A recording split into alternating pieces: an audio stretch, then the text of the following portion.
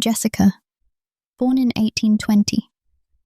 My life has never been an easy choice. I was born into a poor family, with no parents to care for me.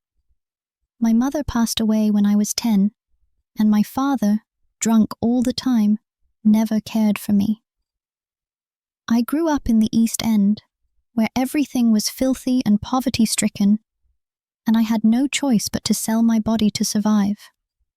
When my mother passed away, I was too young to understand the world, but I quickly realized that poverty was the greatest enemy we had. My siblings and I lived in a tiny room in a dilapidated building, and the streets were filled with dirt and waste.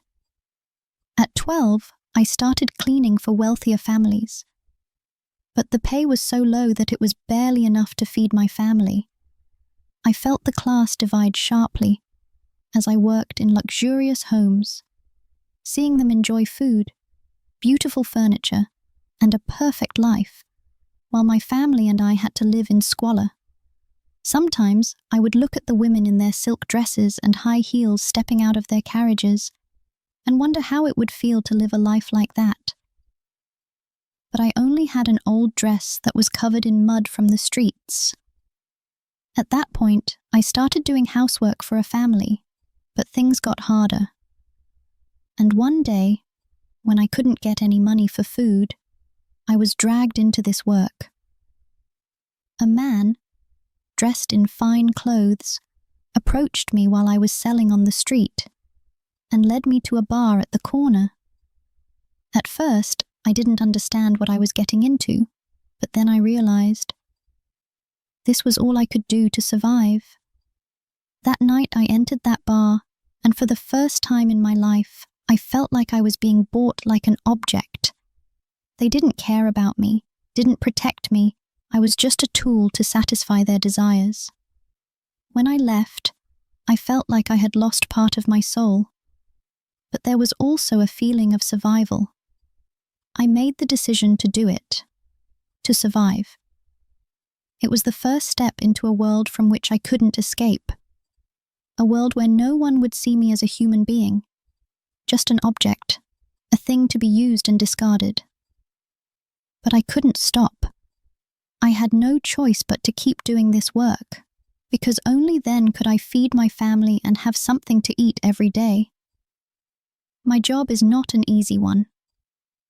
Every night I stand under the dim streetlights, waiting for clients to come. They are from wealthy families, well-dressed men who treat me like an object to fulfill their sexual needs. At first, I didn't understand what this job entailed, but I soon realized this is all I can do to survive. Every time I have a new client, I remind myself that nothing is more important than getting the money to feed my family. All sense of self-worth or self-love seem to fade away.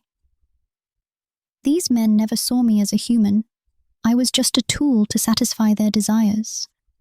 I wasn't their lover, their wife, or their equal. Every encounter was just a transaction, and after they left, I was alone in an empty room, with no thanks, just loneliness and exhaustion. That feeling was so disgusting, but I couldn't protest. They didn't see me as a person, they just saw me as a commodity. The other women in the profession, like me, had no choice but to endure and live with it. No one ever called me by my name. They would call me a thing, or even an animal. That's how we were treated, as nothing more than objects. One of my greatest fears is getting pregnant. When I started this work, I had no idea what contraception was. We, the women in this trade, could only rely on vague methods passed down from others.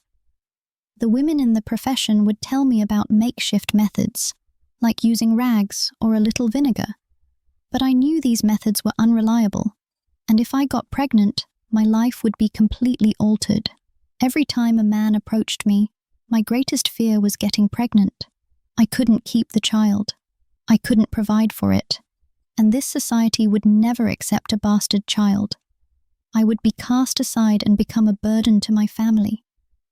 I remember once, I was late and felt panic rise in me. I stayed up all night, not daring to go outside, fearing I would face an endless future with no way out. How could I escape this? How could I refuse when a man offered me so much money just for a few hours in the dark? Once I tried a method that a woman in the trade told me about, a rag, but it didn't work. When I was late, I panicked and didn't dare go outside. I feared the worst, an unwanted pregnancy, and I would be ruined forever. I couldn't go to a doctor. No one would help me, and the shame would be unbearable. Every time I missed my period, I felt the void inside me grow larger, a mix of hope and fear. I just prayed that I wouldn't have to face that dreaded result, because I knew if it happened, I would have no way out. Not only pregnancy, but I also had to worry about diseases that could strike at any time. We had no access to healthcare. No one cared for us. Syphilis, gonorrhea, and other sexually transmitted diseases were constant threats. Every time I faced a client, I feared I would contract a deadly disease. But I couldn't go to a doctor because I was afraid of being exposed. Society has no place for women like me. And if I went to a doctor, they would scorn me and shun me. So I could only endure in silence, hoping everything would be okay. There was one night when I started feeling sharp pains in my stomach, and I thought to myself, what if this is it? What if I had caught something serious? But I couldn't see a doctor. I couldn't risk being found out. I had to suffer alone, and all I could do was pray it would go away. No one would help me. No one cared. I was nothing more than an object in their eyes, not a person who needed care, not a woman who deserved help. Every night, I faced the loneliness. Clients came and went like fleeting winds. I was worthless in this society, just a disposable object. These encounters were just brief affairs, and no one ever truly cared about me. No one wanted me to be their lover, their wife. There were nights when I sat alone in the dark room, looking out the window, reminiscing about the dreams I once had. I remember the dreams I had when I was a young girl, before life taught me that love in this world would never belong to the poor, to those like me. I thought of how I would meet someone who would love me for who I am, not for my body. But those thoughts faded with every new client. The worst part was not the physical pain. It was the emotional exhaustion. I was constantly lonely. No one cared about me. I was a shadow, a person who existed only to serve the desires of others. They used me and moved on, while I stayed behind, alone and forgotten. I envied the women in fine clothes walking with their husbands, with their families, laughing and living. They would never have to experience the emptiness that I felt every night.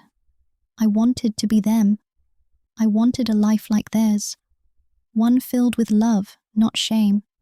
But I knew it wasn't possible for someone like me. Despite this work consuming me, both physically and mentally, I still held on to a dream of a better life. I dreamed of a day when I could leave this street, not have to stand under dim lights and trade my body for coins. I longed for a normal life, a life where I could look in the mirror without feeling guilt. I dreamed of a day when my 3 younger siblings wouldn't have to follow the same path I did. I wanted them to have an education, to grow up in a loving home, and have the opportunities that I never had. Even though I knew this dream was far from reach, I never gave up. A day would come when I would not have to live in this fear anymore. I would do whatever it took to change my fate and give my siblings the life they deserved. Only then would I be able to truly escape this pain and find peace in my heart. But for now, I was stuck, trapped in a cycle with no escape. Every night, I would go back to the same routine, always hoping for something better but never finding it. I could could only cling to my dream, waiting for the day when I could walk away from this life.